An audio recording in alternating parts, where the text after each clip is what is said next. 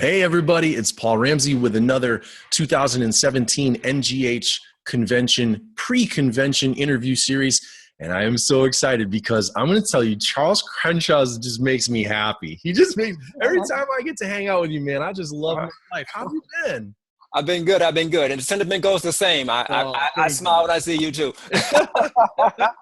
So you're presenting a 2-hour session on Friday of the convention, and it's titled, I want to read it, I want to make sure I get it right, Meditation, Mindfulness, and Mysticism in Hypnosis, the Power of Knowledge for Your Practice. Right. If people take this with you, some of the learning outcomes says you're going to learn how NLP and hypnosis have a basis in the science of yoga and meditation. I think that's fascinating. We got to talk about that.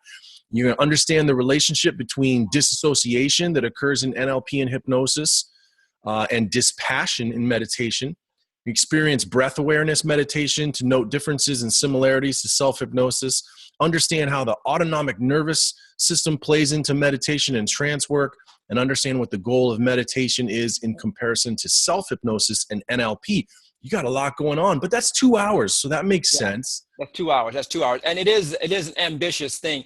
It's mostly, there will be some things we get into the meat of it, but in 2 hours, it's really, we did a seminar in India for 7 days on this subject matter. Really? Yeah, 7 days. And that's cool. It's based in a relationship to the book, actually, that we've just finished, and it's in editing, and it's on pre-sale on Google, EFT and meditation. And so it covers some of these very things. So I have a long background in meditation. Well, let's wind back just a little bit, Charles. And for people who aren't familiar with you, for people who don't know you, tell us a little bit, give us a brief history of how you got into hypnotism. So, see, the fascinating thing is that this seminar, this 2 hour, is exactly related to how I got into hypnosis, because the interest first and foremost was mindfulness, was meditation. That's where I was coming from. And the stories that I would hear from my meditation master. Okay, so you think about the Lama, stuff like this. Okay, well, my teacher was raised in the cave in the Himalayas. And he told us a story about a guy who he was with, and the guy had injured his arm enough to where it needed surgery. So they go to the local doctor or whatever, and the doctor say, hey, this is a pretty badly injured arm. We need to give you anesthetic, and so we can work on it. And the guy said, no, just fix the arm. And he's going, no, doctor's saying, no, this is going to be very painful. And the guy said, just fix the arm. And as the story goes, my master teacher was talking to this guy in conversation like I'm talking to you while his arm was getting surgically repaired, okay? And the thing is that in hypnosis, we do things like that. We have hypnosis. So I'm going, but this man was fully awake, aware of what was going on. How did he do that? And so that led me into trying to understand how hypnosis and meditation related, because aspects of meditation are those things actually that helped that man have the skill set to be able to do that.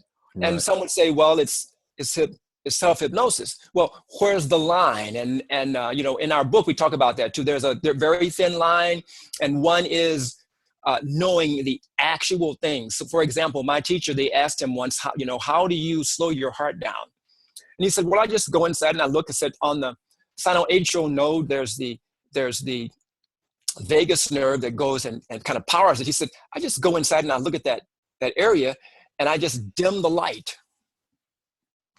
So I'm going, I don't have that skill, but I'm going, part of this is understanding those things, because the ideas of meditation, mindfulness, hypnosis, how do you actually have those skills to be able to do this? And I'm often amazed at people who are afraid of being hypnotized. I've been at the convention where there are guys who said, nope, I hypnotize, but I don't do that. I'm going, these are your own tools that you're learning about. You should have a complete understanding of them, okay? Yes. So that you can then help people from perspective of not, well, maybe, but like, okay, I fully understand, And so that's been my impetus in studying in hypnosis. and comparing it to meditation and the skills there, because there's what I call in our book mundane skills, mundane understanding of meditation, hypnosis, and super mundane, beyond the mundane. And so there we get into mysticism, things of that nature. So, and sometimes that scares people. I had a client who just said, I want to learn meditation, but maybe about this hypnosis business is what are the dangers? And we're kind of going, those are the same questions I get from people who don't understand meditation. You know, Right. The dangers of knowing yourself. Okay, well, all right, there might be some dangers in that. Right. For Right. some people, you know. But so that's pretty much, that's how I got into it. That's what fueled the interest. Well, let's see everything that's involved in this. And then we read in our beginning classes of hypnosis about Baird and everybody going to India and Esdell and these. I'm going, those are skills, those are grade school skills for a yogi, or a meditation master. I'm going, okay, let's know all the skills and be able to help people wherever they are with all the skills that are available to us, So, Charles, sort of drilling or not drilling deeper, maybe drilling deeper, or just sort of diverging from that a little bit. For someone who maybe hasn't, maybe has been primarily focused on hypnotism, right? And now they're hearing you, they're watching you and listening to you on this video, and they're hearing you say that there are connections, but maybe they're not quite sure of, like, what will the value of knowing what you will share at this session be for a person who is really primarily at this point focused on hypnosis? Maybe they're new to hypnotism and they're really trying to get on their feet in hypnotism. Maybe they've been doing hypnotism for a decade and they've just been completely focused on hypnotism. Where's the value in expanding themselves into this direction if they come to your 2 hour? Okay, so one of the things that Erickson was master of, one of the things that NLP expresses is being aware, being a keen observer. One of the things that Erickson did was he watched people, and he knew that after a certain period of time, people became more receptive. And we discussed that particular thing in depth as in depth as you can in the 2 hour. We discussed that particular thing, how that happens, how you could possibly tell, Erickson did it by observation. He noticed, well, that person seems to be more receptive now. And I know what brainwave activity is associated with that. If you knew that, if you could bring that about with a client consciously, with their input, wouldn't that be a useful thing? Okay. So the other thing is that to be aware, Erickson, he spent a lifetime with a body that he had to have some mastery of. And the thing that the meditation masters are good at is understanding themselves totally. My master teacher had complete control of his autonomic nervous system, complete control of his involuntary nervous system. Okay. Enough to where he could manifest a tumor, have it be cancerous, and then dissolve it. Tumor gone, cancer gone, okay? So complete mastery. So the thing is that meditation is something that is not a whole lot different from self-hypnosis. I asked a child the other day who was in my meditation class. I asked the class in general, this was a 10-year-old who responded. He said, what's the difference between hypnosis and meditation? He said, well, hypnosis seems to be somebody telling you something, and meditation seems to be you telling yourself. So what's self-hypnosis? I'm going, okay, out of the mouths of babes, I'm going like, wait, how old are you? It's just amazing, to me, this scenario. So what you learn is if you have some understanding of the nature of yourself, then you can better help somebody. Okay, you don't go and learn karate. You don't go and learn any of those things like that without first seeing how somebody does it and understanding. Then you can teach. You go and try to teach somebody. You go to a dojo and stand in front of a master and say, I learned this out of a book, and and he's going to beat you to death. Okay, so if you understand yourself, then you're then you're good. Then you're good. That's the thing. A tool to help you understand yourself so that you can be more efficient at your work. Yeah. Yeah. Hey, tell me about a learning breakthrough that you had while you were going through this process of learning about these things. Tell me about like a big light bulb moment or a big learning breakthrough that you had. So this breakthrough is something I mentioned in our text. I've been practicing meditation. Now at this stage, I've been practicing meditation for 40 years. 40 years I've been doing this, okay? I've been practicing hypnosis since the late 80s, 90s with a few interventions. This state was crazy. I couldn't practice openly and stuff like this, and we won't go there. But the thing is, I learned about EFT after being associated with hypnosis. And the breakthrough is, again, the connections. The connections. You learn, and what I learned was I was having difficulty, even with the process of self-hypnosis and understanding, okay, I have a difficulty and I'm not going to go to a psychotherapist because I don't do that. I practice meditation and I do what I do. But something happened when I was a kid, happens with everybody. And we do interventions in hypnosis for that, go back, reparent, stuff like this. Something happened. And the intervention that I did was tapping. And I cried for about a half hour based upon something that came up out of that interaction. That changed my meditation practice. And when I say that, people kind of go, well, that's goofy. No. If you're paying attention, if you're increasing the subtlety of your awareness, like the awareness skills that Erickson had, then you know, okay, well, something changed, and that change propelled me into understanding how is hypnosis and NLP and EFT, how they all interconnected, you know? And on the level of brainwave activity, they're very closely connected. There's only nuances about those things. And what if you had a way of understanding those things? That was the breakthrough. That was the thing actually that propelled me into talking at the Guild, because I'm going, okay, well, you can go and say the same things, blah, blah, blah. But no, these are things that a teacher of mine, an elder of mine said, meditation is the lab work for spirituality. And self-hypnosis, when it stops being self-hypnosis, changes into meditation. Back to your earlier question, that's the thing. Like, well, if you're doing self-hypnosis, all hypnosis is self-hypnosis. That's what we're taught. Then next level of depth, next level of subtlety is the understanding that you get from meditation. And so that's been the breakthrough for me, because I finally remember going to a lecture at the Guild with Armin McGill talking about meditation and hypnosis. This was many, many years ago. You know, Armin's been dead for a while, okay? And then recognizing that he had done commentaries on some yogic text and things of this nature.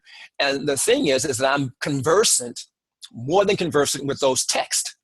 And I'm thinking, these are not hypnosis texts. They're the next level of depth of understanding. And Armin only hinted at it because he's going, well, where are we going with this? And only now in current days, since mindfulness has become the thing, is it coming back more to the fold. But this has been my take from the very beginning. And my whole thing for all these years I've been in the Guild is how to explain this, how to make this understandable to the hypnotist, so that the hypnotist can increase their skill set, increase the subtlety of their awareness, so that they can be a more profoundly effective hypnotist, just like Erickson was, by whatever means he went, because he went through the same means, understanding your mind, understanding your body. Yeah. So, you know, I love the idea. I just love the phrase subtlety of your awareness. That's I'm going to keep that for a while and think more about that, and how I've probably taken that for granted a lot.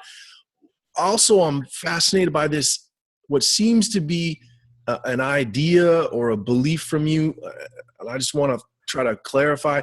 Would you say that there's a sort of hierarchy between these things? Like one is more like mindfulness, hypnosis, meditation. Is there a sort of hierarchy of profundity or depth in, I don't want to say the value. I don't think you're saying that the value of one is greater than the other, but you know what I'm getting at? Like, is there sort of...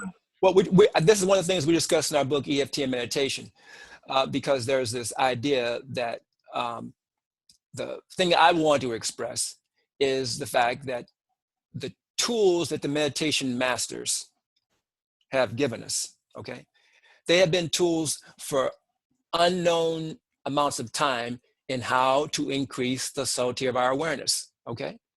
The subtlety of our awareness goes beyond the practice of meditation. And for instance, mindfulness as it's being taught is just stress management. My teacher said, you people think that what we're talking about is stress management. Well, yeah, he goes like, no, that's the mundane aspect, okay?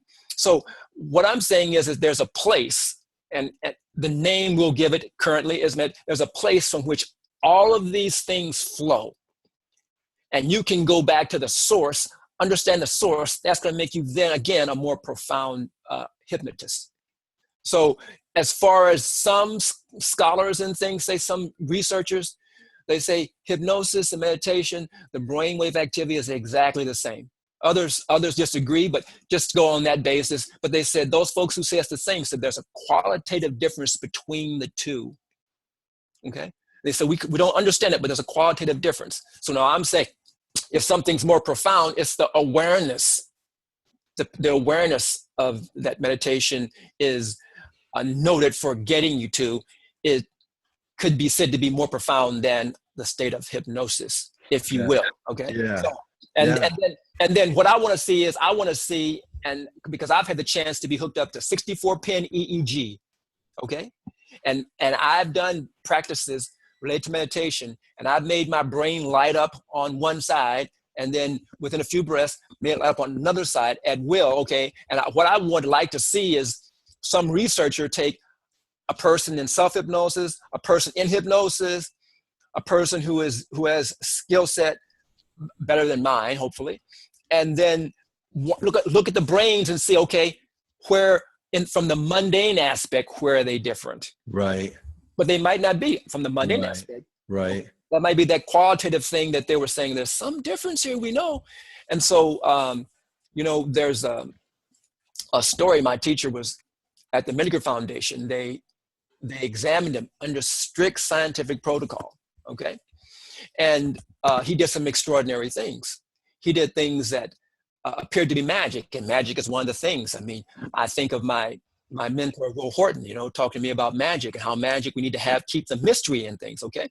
Well, these researchers, when my teacher would do these things, like telekinesis, they said, okay, it's a magic trick. He's going, no, it's not a magic trick, but our minds can't understand those kind of things. And partly it's because the subtlety of our awareness is lacking. Yeah. Yeah. Oh, I want to talk for hours about this, but I want to make sure that we honor your time, and mostly I want people to stay wondering so that they'll make sure they come and spend this time with you. So we're going to wrap up our time. I am so grateful for you sharing this information. I hope it will give people something to think about, which I think it will. You guys remember, we're talking about a 2-hour session on the very first Friday of the convention. You can go and hang out with Charles, and your wife is presenting with you as well? Yes. We both have been meditators for a long time. And cool. So she's co-presenting. Cool. And then want to mention the EFT earlier in the day, because that actually is going to be information that's going to be associated with this class. And for people who might want to see, now I can draw some more connections, that EFT session that we do 1 hour free earlier would be a good lead in for those. Okay. All right. So meditation, mindfulness, mysticism, and hypnosis, the power of knowledge for your practice. All right. I hope you guys have got some value from this. Thank you again, Charles. Be well. Okay. You too. All right.